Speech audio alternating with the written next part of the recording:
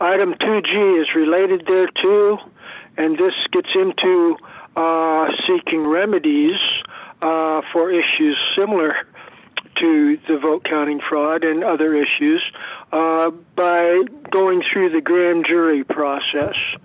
And Michael and Paul have shared a very interesting document related to this recently. I think Paul, I'm really curious, Paul is still doing work with the Florida grand juries there, and both Paul and Michael have updates for us on how their efforts to work with the grand juries are coming along. Paul or Michael, do either of you have an update there? Well, if I may, this is Paul. I'll update you all on the fact that we still have the United States Department of Justice and the U.S. Federal Court involved in obstruction of civil rights in our petition to the grand jury, and that is currently where we stand. We are, as once more, we are trying to raise the funds to have the attorney to file our civil process against the U.S. District Court and the United States Attorney's Office for injunctive and declaratory and injunctive relief, mandamus to compel the United States Department of Justice to get the hell out of the way, stop committing criminal acts against the citizens.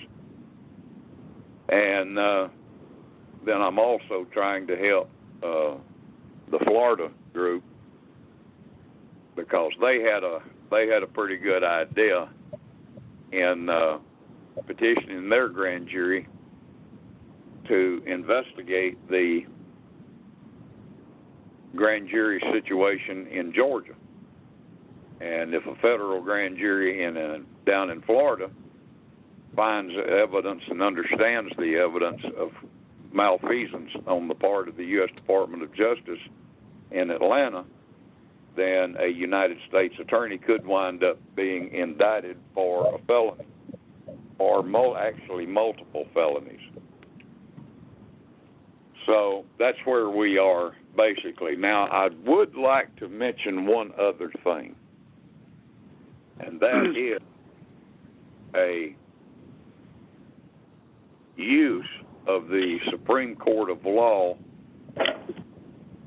involvement in this situation, and that would be this: that if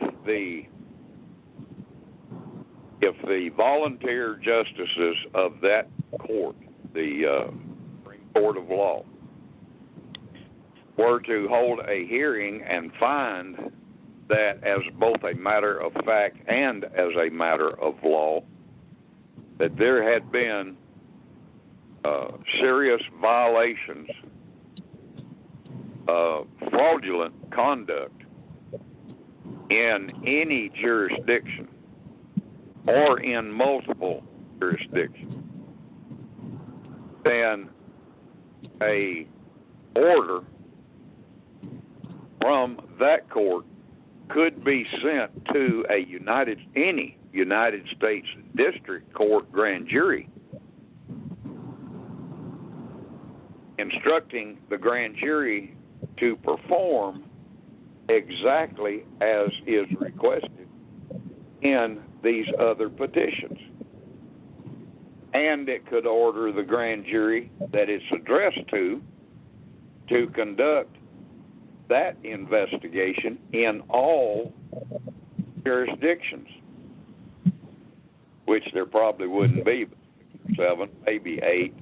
Understand there's a little consternation up in Maryland, so Maryland might get drug into it. But it just occurred to me that that could be a useful means to which the Supreme Court of Law organization could be put. And I will yield. Thank you, Paul. Yeah, I would be on board for that, definitely. We can do that. I would dare suggest that if we're going to go through the trouble of forming either a trial jury or a grand jury, our findings should be directed to more than just a federal grand jury. We could be directing judges in the federal court system to issue orders in support of our findings.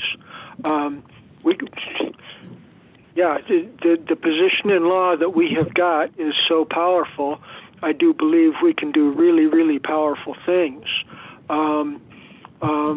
We can custom tailor it for whatever the group consensus is. I don't want to freak people out by being more aggressive than what the group is comfortable with, but I'm game for just about anything that anybody wants to do here. We need to start affecting this evil empire around us in a positive manner, and yes, working on putting together documents such as you're suggesting here, Paul, is exactly the kind of process that we need to be invoking.